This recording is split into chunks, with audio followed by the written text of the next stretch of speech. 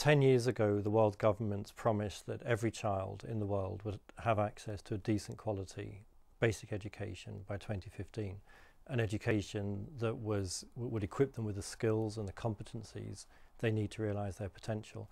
That promise is on the verge of being broken. We have 5 years to go to the 2015 target date.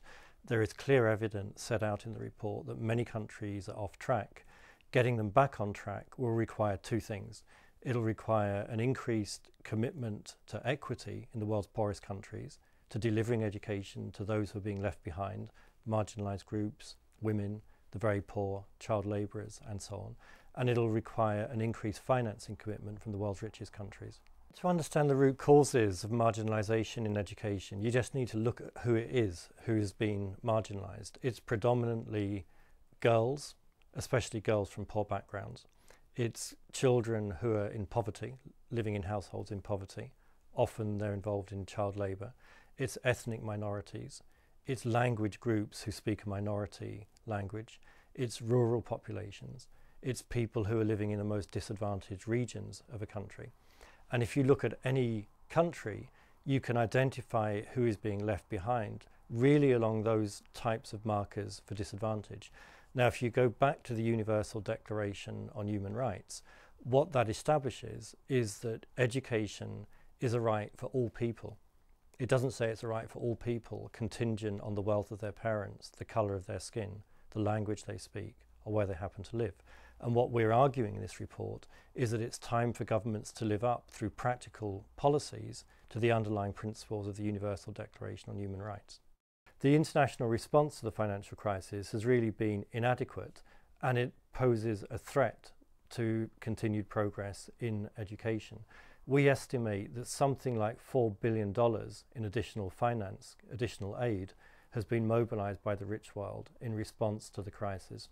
That's a tiny fraction of what has been spent on bailing out banks in rich countries, but it's also a tiny fraction of what some of the world's poorest countries stand to lose. We estimate, for example, that sub-Saharan Africa will lose around $80 billion in government revenue as a result of the financial crisis. Now, it's really important that donors in rich countries step up to the plate and respond far more effectively to a crisis which, after all, they played no small part in creating. There are practical things that governments can do to make a difference, and we give many examples. Some of those examples come from non-government organisations. For example, organisations who are delivering education to desperately poor kids in flood zones in Bangladesh through floating schools, organisations who are reaching out to street children, governments who are putting in place programs for reaching some of their most marginalised people, urban slum dwellers in Brazil and Mexico, pastoralist farmers in northern Kenya, people living in drought areas of Ethiopia. In all of these areas, we see very clear evidence that it is possible both to reach the marginalised and to give them a decent quality education. We set out policy prescriptions in three key areas that governments can make a difference. The first is in making education more affordable and more accessible. You can make it more affordable by dropping school fees. You can make it more affordable by not just by dropping school fees, but by providing incentives and social protection payments to vulnerable households. You can make payments to the parents of children who are working rather than in school, for example. You can make schools more accessible by building them closer to the communities that they serve so that girls don't have to walk long distances and face the security risks that come with that. You can make schools more accessible by providing boats that deliver teachers to communities living on riverbanks in Bangladesh, or mobile schools that follow herders in drought zones of northern Kenya. The second priority area that we identify is the quality of education. If you're going to deliver decent quality learning, you need teachers.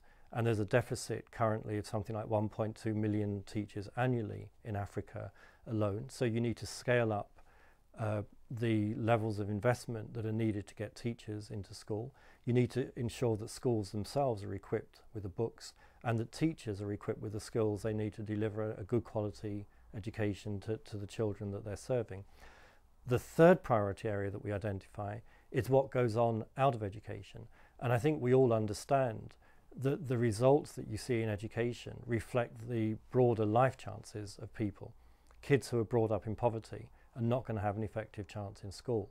Kids who are facing very high levels of health risk are going to face consequences for that in learning. And so that's why we really emphasize that education has to be one part of a much broader agenda for combating poverty and reaching the most marginalized sections of society.